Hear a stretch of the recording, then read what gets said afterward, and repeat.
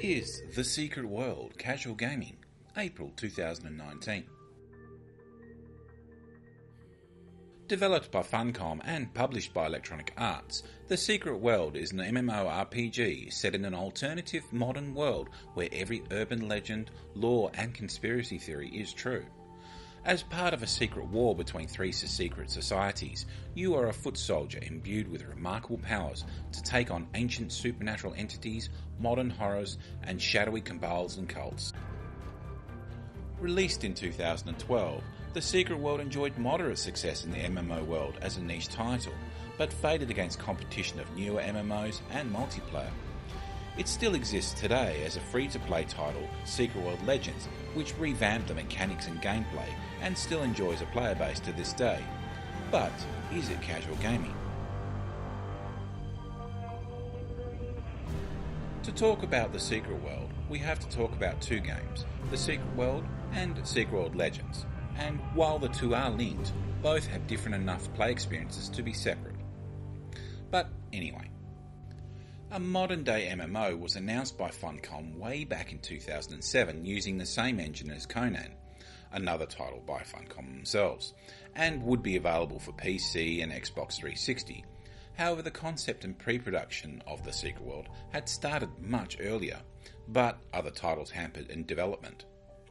This seemed to strike The Secret World again as Funcom had significant staff reductions in 2009, which strongly affected development of The Secret World.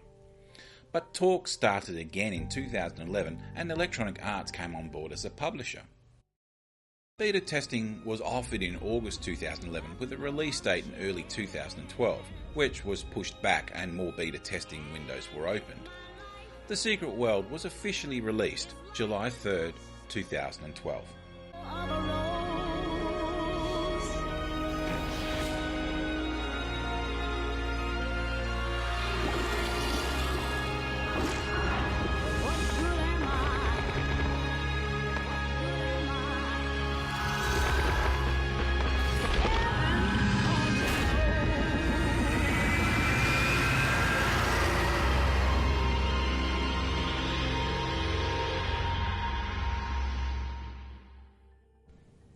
Reviews for The Secret World were positive, with the main media, YouTube and aggregate sites stating great questing and story elements, a unique modern world and good content. The community at large were a bit more muted, mainly because people weren't sure what The Secret World actually was in terms of if it was an MMO or an RPG. The ramp up in difficulty and the combat mechanics were also sources of complaints. Sales of The Secret World were robust, but it was not the breakout title that Funcom were hoping for. Over the next few years, additional issues were released adding raids, dungeon difficulties, scenarios, additional weapons, Tokyo maps, fantastic seasonal events, but the player base was starting to drop as well as subscriptions. Funcom dropped the subscription model and it was buy to play with a monthly sub option for Funcom points. More costumes, collector's editions, mounts, different sprints. Content is still being released, but the community was still waiting for Season 2. Then in March 2017, Funcom announced that The Secret World was being relaunched as Secret World Legends, a free-to-play shared world action RPG, and was subsequently launched in June 2017. Some of the content from The Secret World is added back into Secret World Legends, and a new chapter in location South Africa was added. True power can shape the world to your will.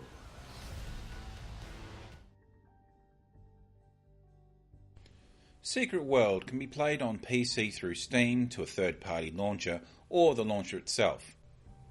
You can still play the original The Secret World with the old client, but since the player base is virtually non-existent, you would struggle to find any help. A standard PC can handle the graphics and the sound okay, but I do have to say there are some strange performance, texture and lighting hits even on high-end PCs that sometimes make cutscenes look very odd.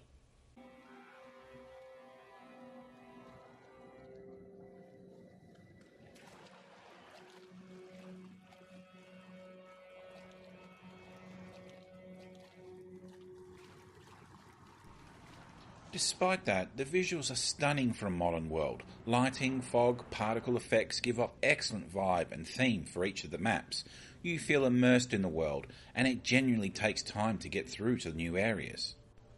Secret World Legends moved from a tab targeting system to a reticle combat system, and your powers are configured to both mouse button and keyboard, with some of the clunkiest allocations and configurations I've ever played. You can thankfully reconfigure them in the menu. The story of the Secret World is in a modern-day dark setting where you consider nearly all conspiracy theories are true. Your character starts off being given magical powers by a bee, and then you are recruited into 1 to 3 secret societies and sent to investigate world-ending events, so nothing is off the table. Vampires, zombies, werewolves, demons and angels, the filth, the hollow earth, it's all here.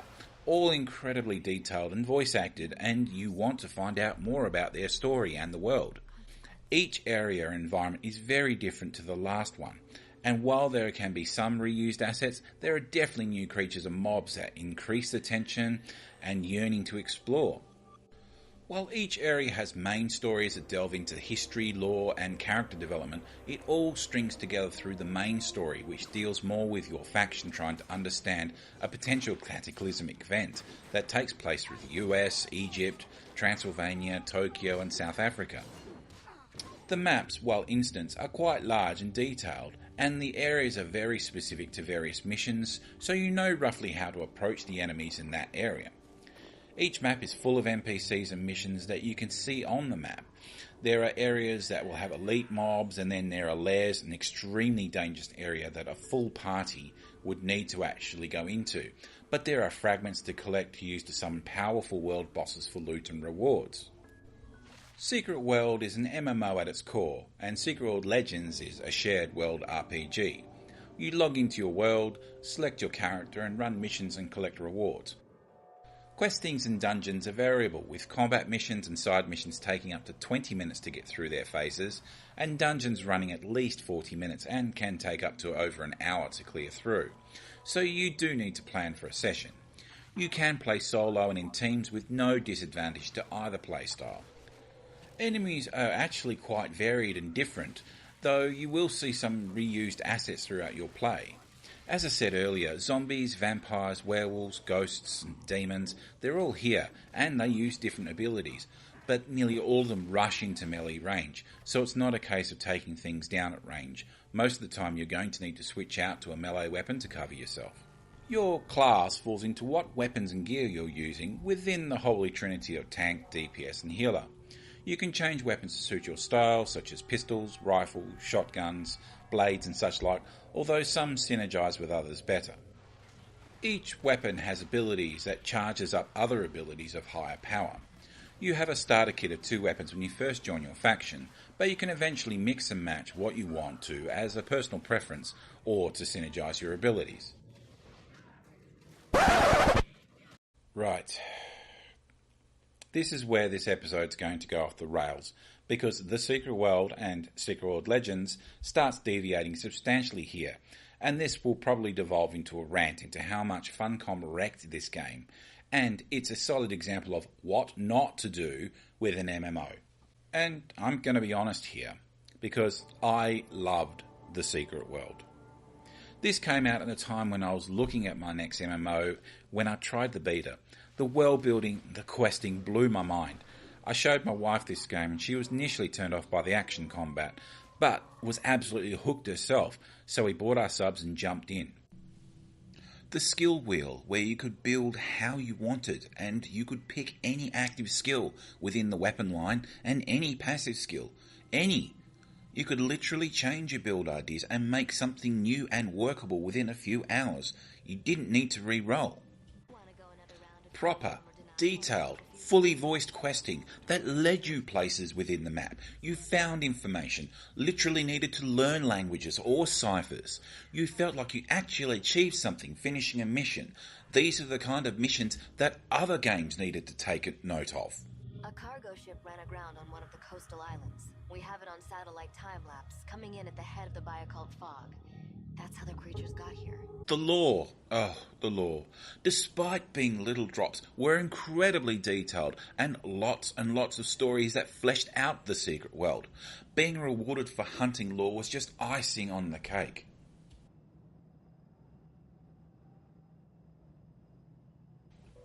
And let's take a moment to talk about the missions, because these were groundbreaking in MMO at the time of release, and everyone needs to take notes on how to do missions. While missions fell into standard type fetch quests and collect quests, these were self-contained in the fact that their phases didn't require you to run back to the quest giver every 5 minutes to get to the next part of the quest. Then there are also investigations that really delved into the lore. The developers really took their time with these. These missions could take you all over the map and be a real journey to complete, but oh, so rewarding at the end. You play a mean tenor sax. The dungeons were 5-man groups that had a themed boss and a few mini-bosses, such as DPS and team build checks, so you didn't face off against a main boss woefully underpowered. There were minimal areas of just trash mobs, and the boss fights were clean and engaging. There were also elite dungeons, and then you had to face off against the Gatekeeper to access hardcore dungeon modes, where the Gatekeeper tested your abilities to either DPS, tank or heal.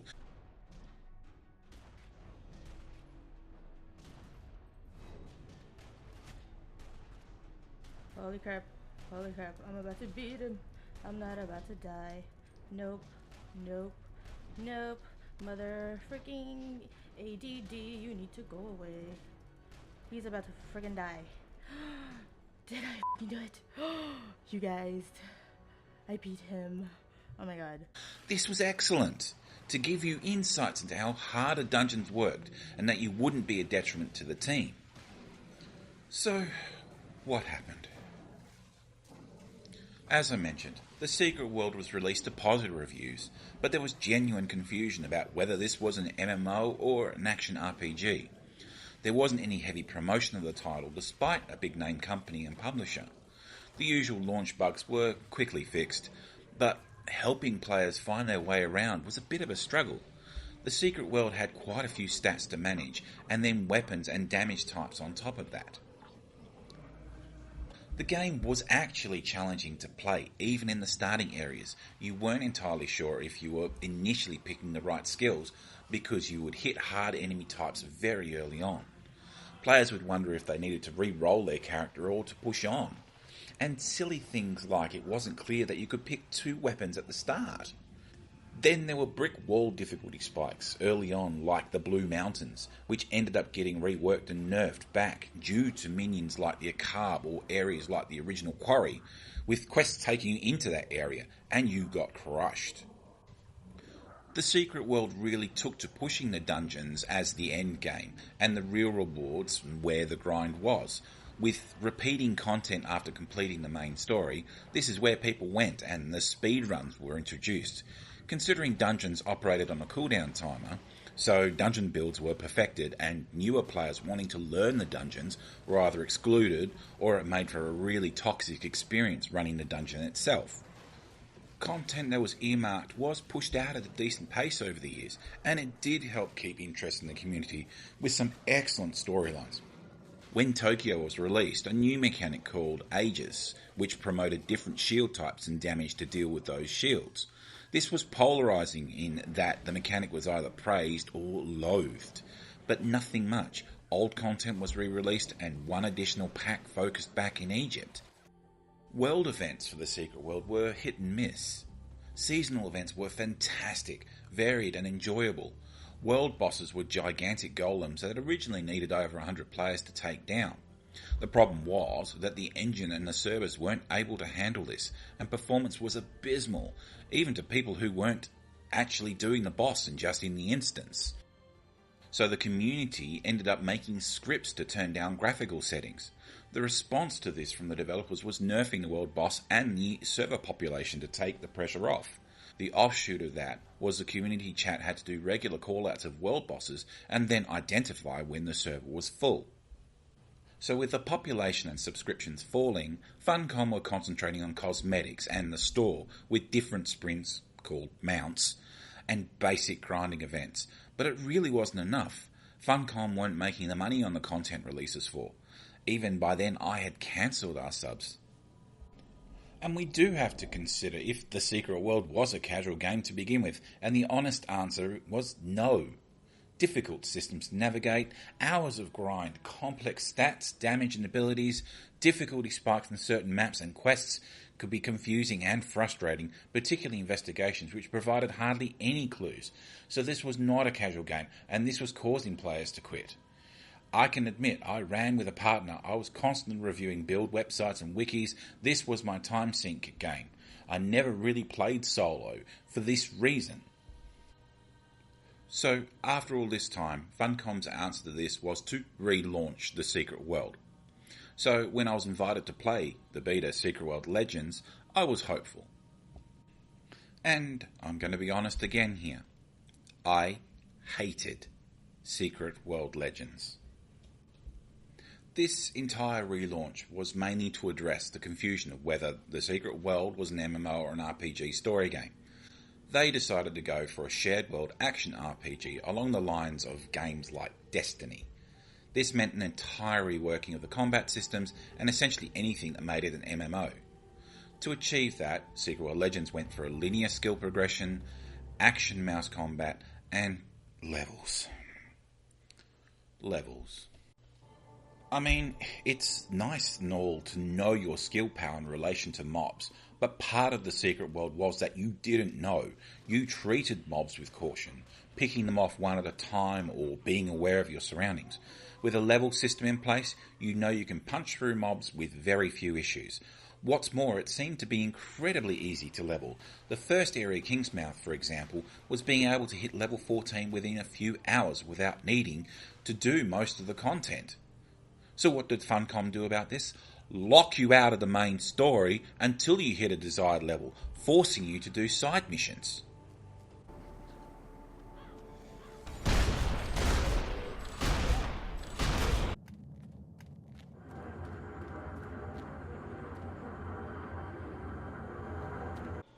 So gone is the ability wheel where you had hundreds of choices you make your own unique build.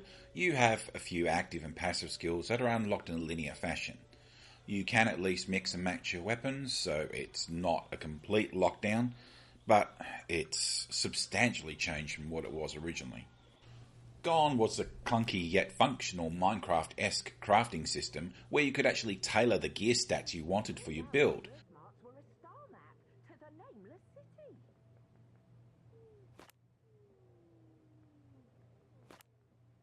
We now have a feed system, where you sacrifice random gear into the gear piece you want to buff it to its max level. You want to improve its quality, you need two versions of the same gear maxed out to combine to create a higher quality, but then you have to start doing it again at double the requirements. So you're constantly feeding trash into your gear unless you're lucky enough to find some distillate. Of course, you can purchase that with real money currency. We'll talk about that later. And you're not entirely certain of what gear you want for your build. So you're wasting time constantly trying to find trash for a piece of gear that you may not end up using in the end. The Secret World had issues with the 3 starting hubs, Seoul being absolutely useless, New York just having the raid entrance despite one of the greatest intro characters and cutscenes, and everything else stuffed into London. But of course, everyone hung out in Agartha. What did Legends do? Gutted the starting hubs and turned Agartha into an emporium and nightclub. What are these people doing here? It's no longer the Secret World. And the amount of stuff that isn't in Secret World Legends. It hasn't been added because of whatever reason, because of the mechanics or the abilities, but it's shocking that this wasn't tested. Let's just quickly talk about the economy. So there's Aurum, the paid currency, and seriously, you cannot unlock certain drops unless you spend Aurum. But it is on the market, and there is a way to earn Aurum, and it's tradable for marks, so super inflated for nothing. I spend most of my time in this game picking up canisters for random generated costume pieces I can't use because I don't want to spend the Aurum. The economy is broken. Literally, most interesting items cost real money. You pick up stuff you cannot unlock without spending real money. Dungeons now have chests that you need keys to unlock them to counter the cooldown timer. You only have enough keys to do about 2 dungeons per day.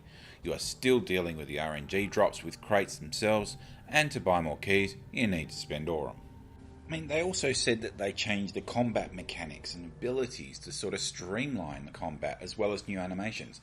This doesn't seem to be true at all. Combat is a little bit more frustrating because you obviously need charges, and some weapons have different abilities that change it. Say if you either reload the shotgun, you need to master that ability to actually choose these kind of things. And why? There's no point to this kind of thing. It upsets people. Being a targeted reticle system, if you want to do anything like access menus or your systems, you have to press Alt.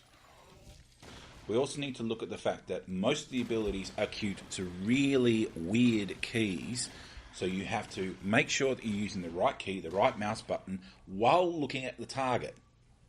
Some people are unable to handle this correctly. Why they thought that changing this from a tab targeting system to a reticle system would think it was action level combat. Okay. I need to calm down here a little bit. There have been some additions to Secret World Legends, such as Stonehenge Occult Defense or the Agent system, but we really do have to look at the Secret World Legends as now being a single-player RPG, with the ability to bring some friends in for more difficult missions or endgame content. Secret World Legends is definitely for the casual player. The storyline alone makes for some compelling gameplay, with excellent mission designs for the most part. Monster design and mobs just add to the immersion of the game. You feel genuine dread engaging these monsters, which is unfortunate that there's a level number above the head that doesn't give the pause that it used to. There is plenty of content to explore despite a lot missing from the original.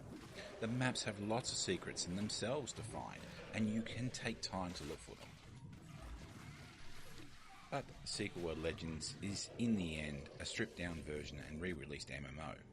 You can find that you can hit level cap well before the end of the storyline and original content before Tokyo and South Africa. Once that's complete, it's just grinding for loot buffs and hunting for groups to run end content. Intricate crafting systems, character class design and combat systems have been removed or gutted to restrict your ability to really progress or nudge you to the cash shop. I recommend Secret World Legends for any casual gamer as a title to try if you're looking at how action RPGs and MMOs work.